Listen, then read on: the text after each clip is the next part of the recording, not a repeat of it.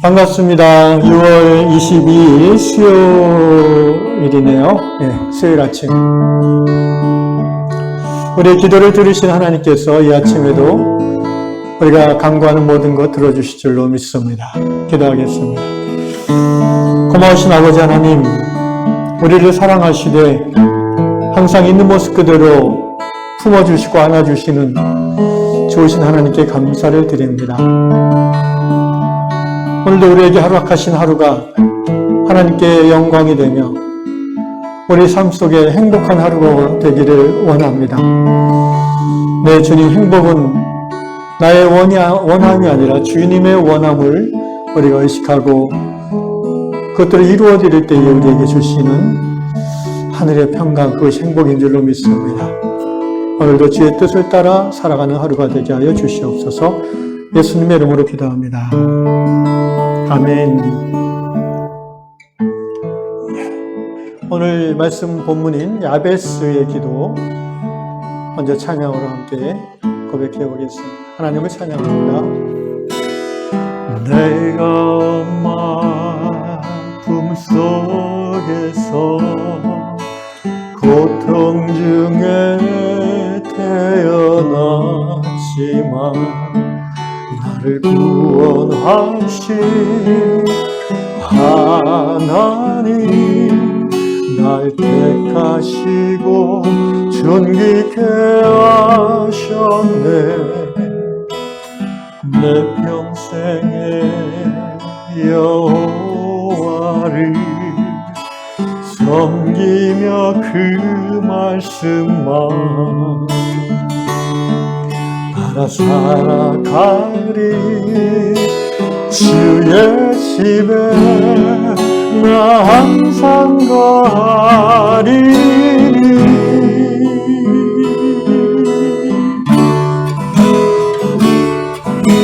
원컨대 주께서 나에게 복의 복을 더하사 나의 지경을 넓히시고 주의 손으로 나를 도우사 나로 환란을 벗어나 근심이 없게 하옵소서.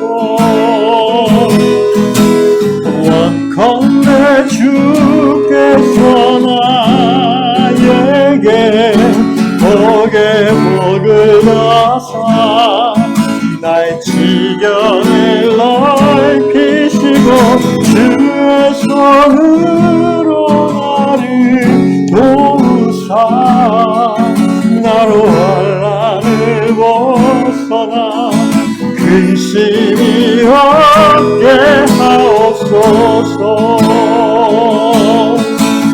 내가 전심으로 여호와께 구하였더니 내 하나님께서 들으시고 내 간구하는 모든 것 허락하셨더라. 원컨대 주께서 나에게 복의 복을 더하사 나의 지경을 넓히시고 주의 손으로 나를 도우사 나로 환란을 벗어나 근심이 없게 하옵소서. 나의 구원 주님이여.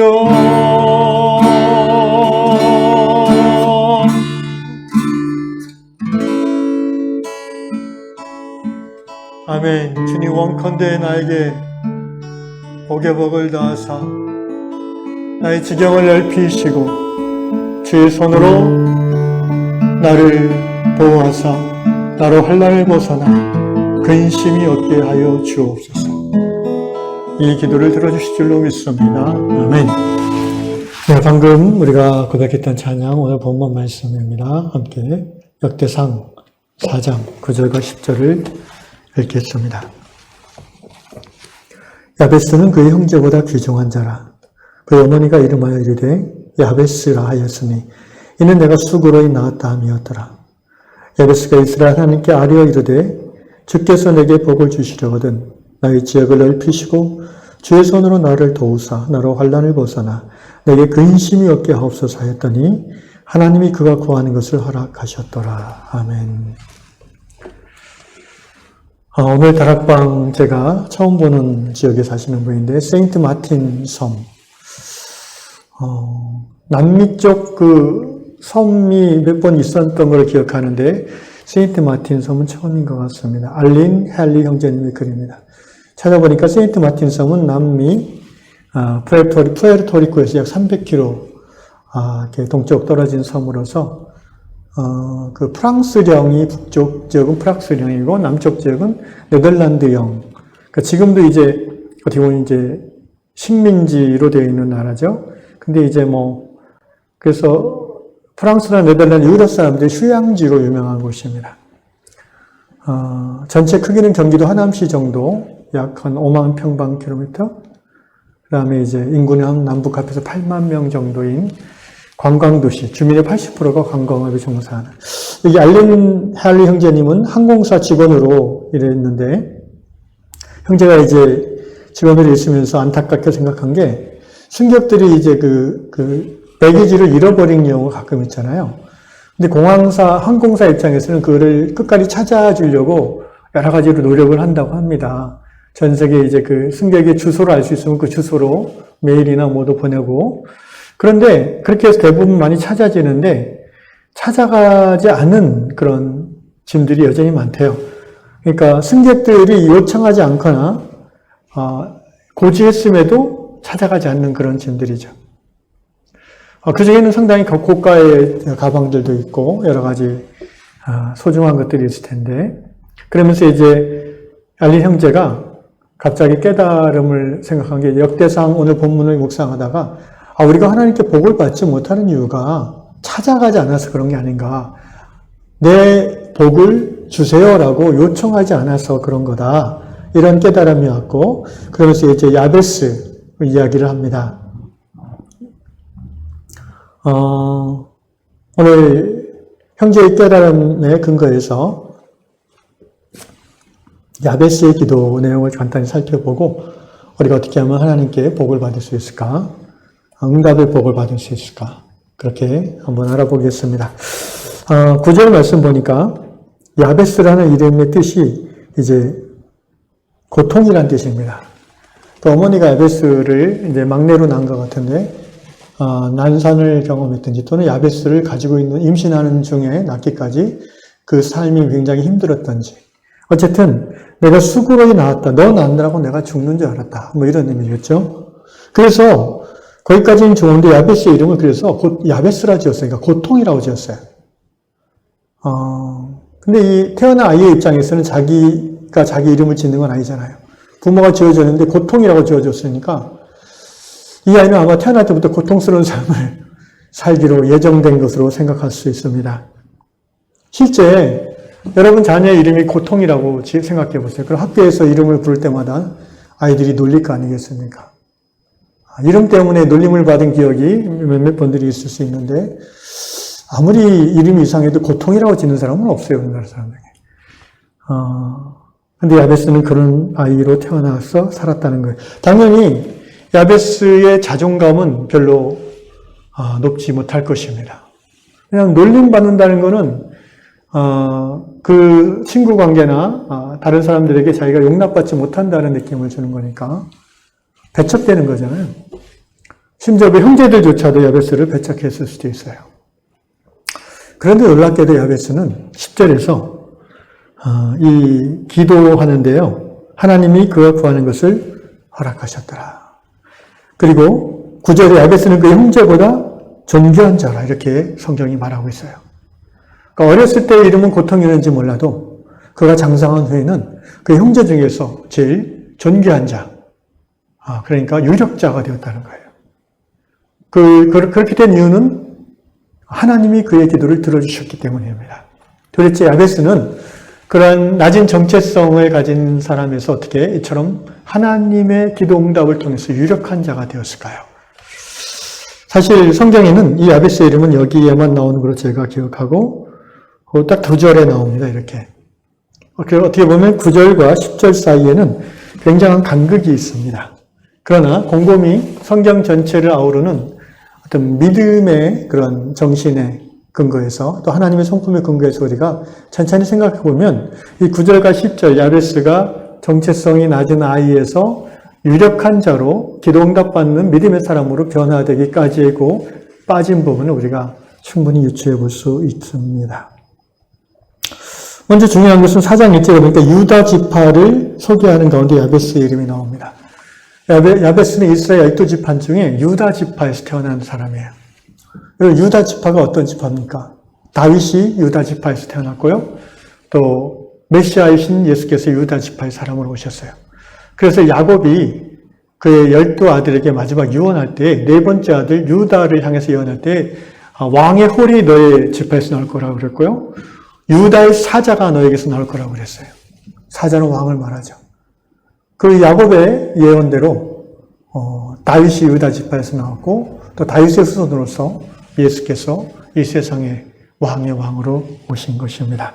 그러므로 야베스가 유다 지파라는 것은 오늘 우리의 신앙 상식에서 보면 그가 어린 시절 어떤 불우한 환경에서 자랐든지 상관없이 그는 하나님의 자녀로 스스로도 고백하고 있고 또 그렇게 주위 사람이 인정하는 사람이라는 거예요.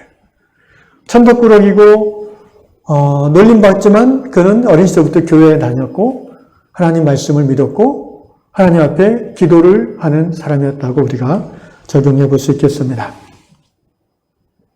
여러분, 이 사람의 정체성은 아주 어린 시절 엄마 뱃속에서부터 형성되기 시작하는데 정체성이 올바르게 그리고 높게 형성되는 가장 큰 요인은 수용받음입니다. 그러니까 용납받음이에요. 부모의 사랑을 많이 받은 아이가 정체성이 좋다고 그러잖아요. 결국 사랑의 본질은 뭐예요? 그 아이를 뱃속에 있을 때부터 아이고 내 새끼하고 받아주는 거잖아요. 귀여워해주고 사랑해주고 아껴주고 필요한 걸 공급해주고 이게 다 그 공급받는 아이의 입장에서는 나는 우리 엄마 아빠에게 용납되고 있어 라는 말이에요. 아이들이 뭐 잘못했을 때 이렇게 부모님 눈치 보잖아요. 그 부모가 화를 내잖아요. 그럼 아이들이 지금 부모에게 내가 수용되지 않고 있다라는 느낌을 받을 수밖에 없죠. 그걸 두려워하는 거죠, 아이들은. 그래서 저 자식 잘못했어요. 죄송해요. 그러면 어떻게 해요? 다시 엄마가 안아주죠. 예, 다시 수용받는 겁니다. 고아원에서 부모님 없이 사랑을 경험하지 못하고 자란 사람들이 그래서 성인이 되어서 하나님과의 관계에서 신앙이 자라기가 쉽지가 않다는 거예요, 일반적으로. 왜냐하면 그런 어렸을 때의 토대가 없어서 그래요. 수용받음, 용납받음. 그런 사람들의 신앙이 자칫 잘못하면 율법주의적인 신앙으로 나아가기 쉬워요. 내가 이렇게 했으니까 하나님 나를 사랑해 주셔야 돼요. 나를 받아주셔야 돼요. 내게 기도 응답해 주셔야 돼요. 이런 쪽으로 나아가기 쉽습니다. 그러나 기독교의 본질, 신앙의 본질은 그게 아니죠. 그런 공로주의, 율법주의가 아닙니다. 무조건적인 용납이 시작이고 과정이고 끝이죠. 야베스는 어떤 계기에 있었는지 모르지만 하나님 앞에 이렇게 기도했어요. 이스라엘 하나님께 아뢰어 이르되 주께서 내게 복을 주시려거든. 이 번역은 좀 마음에 안 드는데 이전 개혁성경에는 원컨대 주께서 나에게 이렇게 지금 우리가 부른 찬양 가사들이 되어 있어요. 그리고 다른 영어 번역을 봐도 주께서 나에게 복을 주심이 마땅합니다. 이런 어조로 indeed라는 말을 킹제임스 번역에 쓰고 있죠. 그러니까 야베스는 하나님 앞에 어떤 순간 그 계기가 있어서 그전에는 하나님께 감히 복을 구하지 못했다는 거죠. 왜? 자기는 천덕꾸러기고 별로 의미 없는 사람이고 하나님을 믿고 하나님의 자녀인 건 알지만 하나님이 나 같은 사람에게도 복을 주실까라는 믿음이 없었던 거죠. 회의가 있었던 거죠. 그런데 어떤 순간에 야베스는 결단한 거예요. 내가 하나님께 구하리라. 그래서 원컨대 내가 원하건대 하나님 나에게 복을 주시옵소서 라고 담대히 구하기 시작한 거예요. 사실은 당연한 얘기죠. 왜? 유다 지파잖아요. 야곱의 후예잖아요. 그리스도인이잖아요. 하나님의 자녀되잖아요.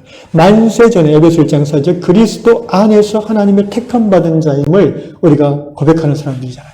그렇다면 당연히 하나님의 자녀된 자체가 하나님께 복을 구할 수 있는 유일한 근거 아니겠습니까? 내가 예배를 열심히 드리고 헌금을 많이 하고 전도를 많이 했으니까 나에게 복을 주세요라고 외치는 게 아니에요. 그거는 교만한 겁니다.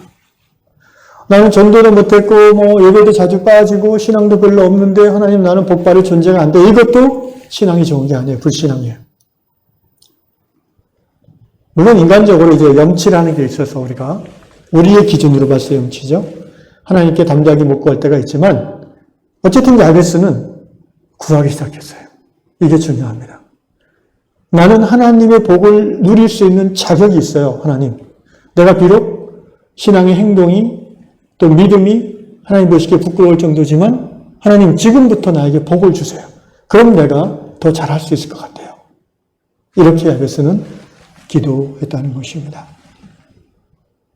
사랑하는 성도 여러분 안에 혹시 하나님이 나 같은 것을 복을 주실까? 하나님이 이렇게 10년 동안이나 변하지 않는데 복을 주셔서 이걸 바꿀 수 있을까? 여러분 그 생각 자체가 불신앙적인 생각 아니겠습니까? 하나님이 우리에게 복을 줄 수 있는 조건은 딱 하나입니다. 구하는 자에게 주십니다. 그래서 야고보서 1장 4장 2절 3절 이하를 보면 너희가 얻지 못하면 왜 얻지 못해요? 너희가 얻지 못하면 구하지 아니하기 때문이요. 구하여도 받지 못하면 왜 그럴까요? 정욕으로 쓰려고 잘못 구하기 때문이다. 정욕으로 쓰려고 잘못 구하는 것 외에는 우리가 담대히 구할 때에 하나님께서 우리에게 주시는 겁니다. 제 아들이 한 7살 때인가요? 제가 전도사, 아마 전임 전도사 때 같은데 한 달 월급이 100만 원이었습니다. 그때 10평짜리 조그만 사택에서 두 아이랑 같이. 그때 딸은 막 태어나고 한 2돌 됐나? 큰애가 한 4살 됐군요. 어쨌든 이제 어린이날 선물로 얘가 비싼 레고를 딱 집는 거예요. 100만 원에서 그러면 8만 원이 빠져봐요. 그래가지고 속으로 망설였죠. 근데 우리 아이는 전혀 의심하지 않아요. 뭘? 우리 아빠가 이걸 선물로 줄 거다. 그 천진난만한 눈동자를 제가 본 순간 내일 먹을 게 없어도 오늘 줘야겠다 생각이 들어서 사버렸죠. 후회하지 않습니다. 그리고 하나님이 충분히 채워주셨습니다. 우리 아들이 그 레고 받으려고 한 달 전부터 금식하고 기도했나요? 아니면 걔가 엄마 말 잘 듣고 지방 청소하고 그랬나요? 아니요. 그냥 걔는 늘 천진난만하게 살았어요. 어린이날 아빠 엄마가 자기를 사랑하기 때문에 분명히 선물 줄 거라고 믿는 거예요. 그 아이가 나에게 그런 제 입장에서 봤을 때 과한 선물을 달라고 요청하는 거는 그가 뭘 잘해서가 아니에요. 그가 뭘 열심히 해서가 아니에요. 그가 나의 아들이기 때문이에요. 그 한 가지로 우리 아들은 8만 원짜리 레고 세트를 가져갔습니다. 그렇습니다. 사랑하는 형제자매 여러분. 우리가 하나님께 복을 받을 수 있는 유일한 근거는 우리가 하나님의 자녀이며 자녀로서 구하기 때문인 것을 이 아침에 깨닫고 담대히 구할 수 있기를 주의 이름으로 축원합니다. 두 번째로 여기 정욕으로 쓰려고 야고보서 4장 3절을 보면 잘못 구하기 때문에 못 얻는다 이런 말씀이 나와요. 근데 야베스는 어떻게 구했나요? 그 구함의 내용을 봅시다. 나의 지경을 넓히시고 지역을 넓히고 enlarge my territory. 여러분 하나님께 복을 구할 때에 이런 기도를 해보신 적이 있나요? 저는 자주 했어요. 제가 한 10여 년 전에 이 말씀을 묵상하고 은혜를 받아서 늘 구했습니다. 하나님 나의 지경을 넓혀주십시오. 그때 제가 생각했던 지경은 목회의 지경이었어요. 그런데 요즘에 제가 이 기도를 할 때는 그런 의미로 하지 않습니다. 요한교회 성도 숫자가 엄청 많아지게 해주십시오. 저는 그런 기도 하나 합니다. 왜냐하면 그래봤자 목회하기 너무 힘들어요. 그럼 제 역량이 그렇게 안 돼요. 저는 지금 있는 분들을 섬기는 것도 아주 최선을 다해야 돼요. 그래서 제게 있어서 지경을 넓혀달라는 것은 저의 영성을 깊이 있게 해달라는 거예요. 제가 하나님과의 관계에 더 깊이 머물게 해달라는 거예요. 저에게 지혜와 계시의 영이 더 깊이 임하게 해달라는 거예요. 그래서 이 유양성도 적은 숫자지만 한 분 한 분이 예수님을 닮아가는 사람으로 변화될 수 있게 해달라는, 그것이 이제 영적 지경을 넓혀달라는 저의 기도 내용이 됩니다. 정욕으로 구하는 게 아니죠. 그러니까 저는 하나님께서 들어주실 줄로 믿습니다. 여러분은 어떤 지경을 확장하기를 원하십니까? 시장에서 한 10평짜리 가게 하시는 분은 주님, 제가 이 가게를 하면서 정직한 상거래 정신을 가지고 또 고객들에게 친절과 흥실로 대하면서 좋은 제품을 싸게 공급하면서 어떻게든 내 안에 계신 내가 사랑하는 하나님을 전하고자 하는 이 사명을 이루고자 하지만 10평짜리 하려니까 너무 힘듭니다. 주님, 한 40평으로 넓혀주십시오. 이게 지경을 넓히는 하나님의 뜻에 합당한 기도가 될 수 있어요. 그냥 나의 욕망이 아니라 내가 돈 더 많이 벌고 더 편하게 잘 먹고 잘 살려고가 아니라 주님, 이 일이 곧 내게 주신 부르심의 장이요. 이곳에서 내가 하나님 나라 복음을, 예수 십자가를 증거하는 삶을 살아야 될 사람인데, 그런 의미에서 나의 지경을 넓혀주십시오. 기도할 수 있습니다. 그런 의미에서 더 집을 넓게 해달라고 할 수 있어요. 어떤 권사님은 정말 손님 곁에 은사가 있어서 매일매일 불우한 이웃도 초대하고 또 교회 친구들을 초대해서 밥해 먹이는 게 그게 기쁨이고, 여러분 은사에 따라 사역하는 사람은 그 사역을 함으로 살아나게 되어 있어요. 사역 안 하면 죽습니다. 그런데 이 권사님이 보니까 집이 너무 좁아요. 그래서 권사님 어느 날 이 야베스 이 기도를 읽고 은혜를 받았어요. 주님, 제가 좀 넓은 집을 살게 해주십시오. 제 소유가 아니라 좋습니다. 그래서 더 많은 사람들을 그들이 부담 없이 찾아와서 먹고 마시고 함께 교제할 수 있는 그런 사랑방을 제가 열고 싶습니다. 이렇게 기도한다면 하나님이 저는 들어주실 줄로 믿습니다. 왜냐하면 그것은 정욕으로 쓰려고 잘못 구하는 게 아니라 하나님의 사명을 이루고자 지경을 넓혀달라는 기도이기 때문입니다. 오늘 이 아침에 여러분이 기도할 때 지경을 넓혀 주옵소서, 기도하심으로 응답받기를 축원합니다. 마지막으로 야베스는 주의 손으로 나를 도우사. 여러분 구약성경에서 주의 손이라는 의미는 지난주에 잠깐 말씀드렸지만 성령 강림 주일 설교 때 말씀드렸지만 주의 손은 하나님의 성령을 말합니다. 구약성경에서 주의 권능의 손, 주의 팔이 이런 표현이 나오죠. 주의 손으로 나를 도우사, 성령이 도우심으로 말미암아, 성령으로 충만하게 하심으로 말미암아 환난을 벗어나 근심이 없게 하옵소서 기도했어요. 환난을 벗어나, 환난 없는 인생이 없어요. 아무리 남녀노소 빈부 귀천을 막론하고 모든 인생은 근심과 걱정과 고민이 있어요. 누가 걱정하고 싶어서 합니까? 그죠? 나는 오늘 하루 1시간 기도하겠어 라고 작정할 수 있지만 나는 오늘 하루 1시간 근심하겠어 이렇게 말하는 사람은 없어요. 근심은 저절로 따라와요. 그러니까 사는 것 자체가 사실은 근심이에요. 인생은 고해입니다. 중요한 것은요, 그 피할 수 없는 근심의 상황을 벗어날 수 있는 방법이 있다는 거예요. 어떻게? 성령으로 충만케 하사 이 환난을 이기고 근심에서 벗어나 자유하게 할 수 있다고 우리가 기도하는 거예요. 자유하게 해달라고. 야베스는 결국 두 가지를 기도하는 거예요. 나의 사명을 위한 지경을 넓혀 주옵소서. 그리고 모든 환난과 근심을 이겨낼 수 있는 성령의 능력을 충만을 주옵소서. 이 아침에 이 기도가, 이 야베스의 기도가 저 여러분의 기도가 되어서 응답받는 역사가 있기를 축원합니다. 기도합시다. 고마우신 아버지, 그렇습니다. 우리가 하나님의 사랑받는 자녀임을 이 아침에 고백하며 감사를 드립니다. 우리의 행위와 우리의 업적과 우리의 노력과 우리의 소유와 지식과 열심으로 하나님의 사랑받는 것이 아니라 하나님 앞에서 늘 죄인이요, 하나님부터 멀어진 자요, 스스로 양심에 비추어서 부끄러운 모습이 있음에도 하나님이 이 모습 이대로 우리를 받아주시기에 우리 하나님의 사랑받는 자가 됨을 고백합니다. 주여, 사랑받는 자녀로 이 시간 당당하게 구하오니 지경을 넓혀 주시옵소서. 주의 영으로 충만케 하시사 환난을 벗어나 근심이 없게 하여 주옵소서. 들으실 줄을 믿사오며 예수님의 이름으로 기도합나이다. 아멘.